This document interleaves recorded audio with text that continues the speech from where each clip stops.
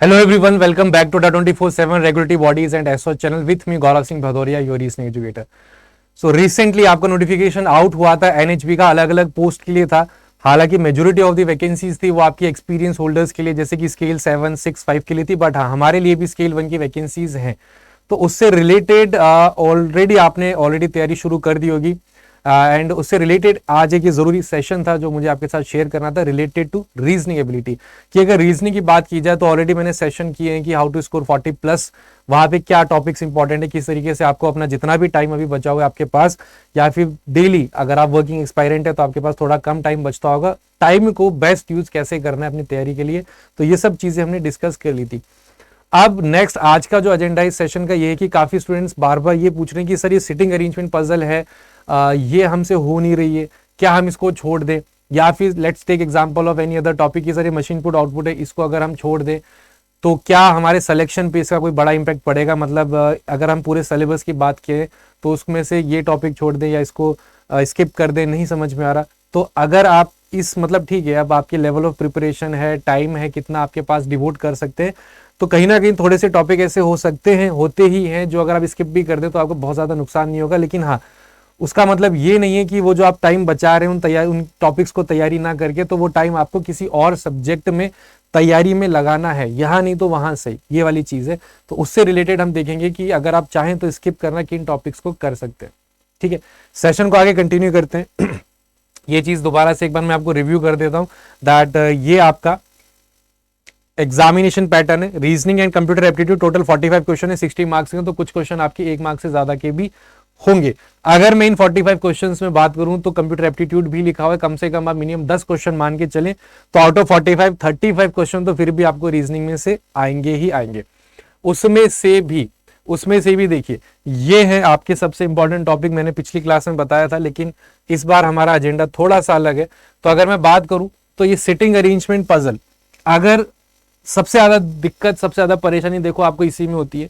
तो अगर आप वाकई में आपके पास टाइम कम है, टाइम की थोड़ी कमी है, और अगर आप चाहते हैं कि सर मैं इस टॉपिक को प्रिपेयर ही नहीं करना चाहता, ठीक है, तो उसमें मैं आपको बोलूं तो आप प्रॉपर स्किप कर सकते हैं, कोई दिक्कत नहीं है. लेकिन देखिए, आप अगर किसी की बात माने तो पूरी बात सुने और फिर उसको माने. ठीक है, ये केवल आधी बात मैंने आपको बताई कि ये टॉपिक आपसे नहीं हो रहा, पजल सिटिंग अरेंजमेंट, कोई दिक्कत नहीं, छोड़ दो, एक भी क्वेश्चन आपको करना ही नहीं है.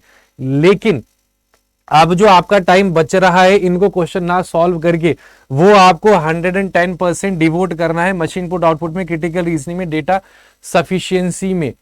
राइट, तो आपको अगर छोड़ना है कोई सा भी टॉपिक, आप मान के चलिए, अगर आप देखिए मशीन इनपुट आउटपुट अगर आता है तो इसमें से 5 क्वेश्चन आपके पक्के हैं. आप में से हो सकता है आपको लगे कि ये सर मशीन इनपुट आउटपुट छोड़ देते, डिफिकल्ट है, हो नहीं रहा है.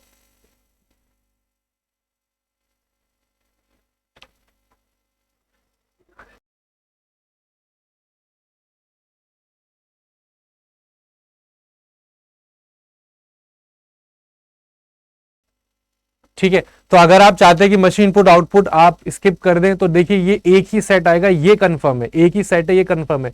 5 क्वेश्चन का आपको नुकसान हो जाएगा ज्यादा से ज्यादा. तो ठीक है, मैं तो 35 क्वेश्चन बोल रहा हूं ना, 5 क्वेश्चन आपके चले भी गए तो रिमेनिंग 30 क्वेश्चन तो हैं. तो उस केस में फिर आपके puzzle, setting arrangement, critical data sufficiency, बाकी के टॉपिक्स आपके एकदम स्ट्रांग होने चाहिए.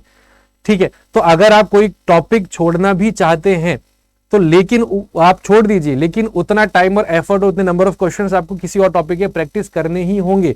बात करें अगर डेटा सफिशिएंसी की, आप देख लेना 3 to 4 क्वेश्चंस आएंगे, लेकिन जब आप इसको तैयारी करेंगे तो आपको बहुत सारे क्वेश्चन डेटा सफिशिएंसी में करने पड़ेंगे. 2 स्टेटमेंट वाले भी हैं, 3 स्टेटमेंट वाले भी हैं. आपको नहीं करना, आप डेटा सफिशिएंसी छोड़ दो, ज्यादा नुकसान नहीं होगा, 3 से 4 क्वेश्चन का ही होगा. लेकिन फिर से सेम बात कि वो time, effort, number of questions की प्रैक्टिस आपको बाकी के टॉपिक्स पे करनी होगी.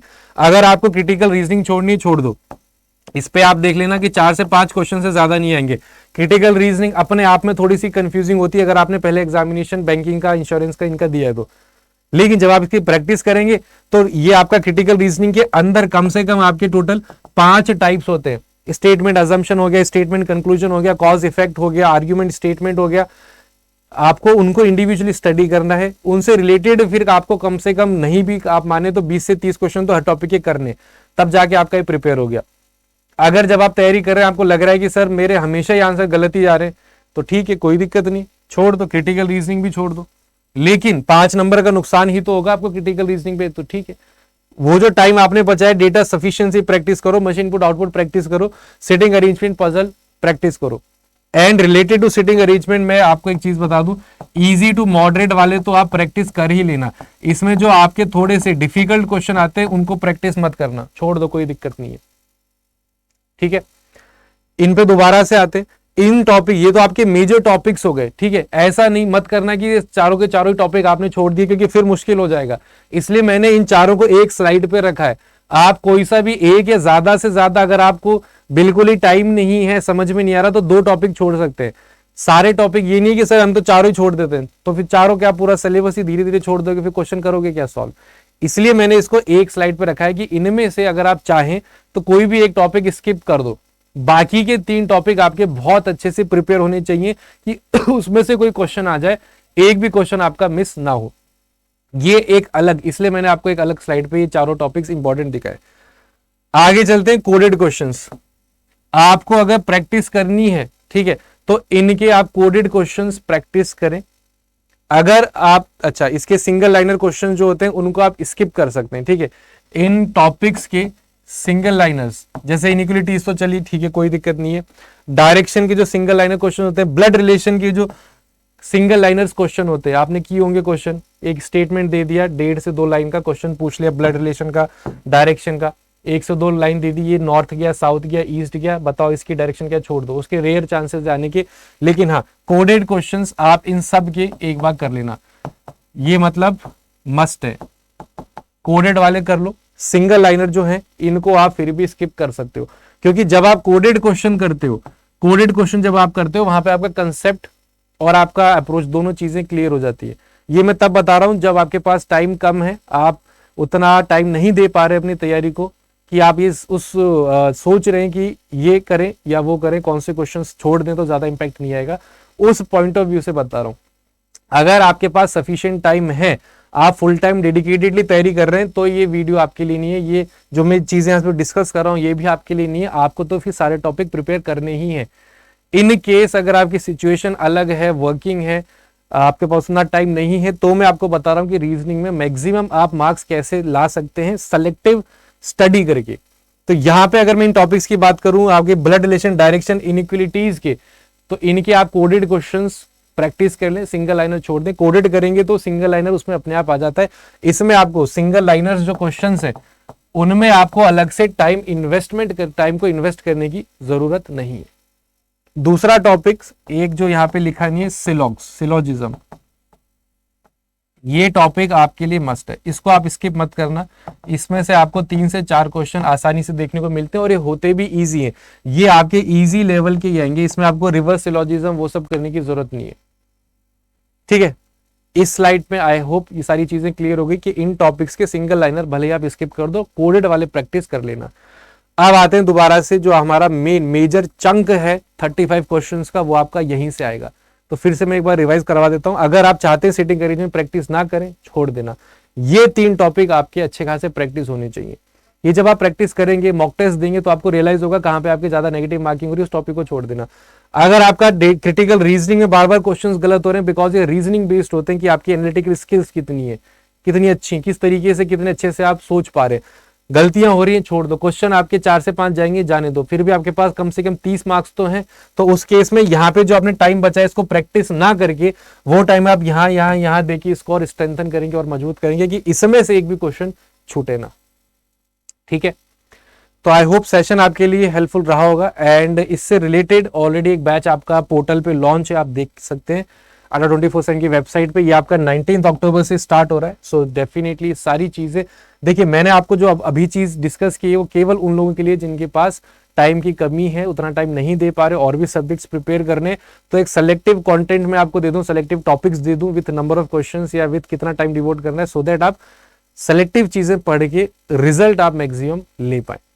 अगर आप फुल टाइम प्रिपरेशन कर रहे हैं तो एक भी टॉपिक आपको मिस नहीं करना है, फिर तो आपको एकदम राइट फ्रॉम जीरो। और जो चीज हम यहाँ पे कवर भी करवाएंगे सभी faculties, right from zero to आपका 100% लेवल तक, कि कोई भी एग्जामिनेशन आपका छूटे नहीं, हर चीज आपकी अच्छे से कवर हो सके।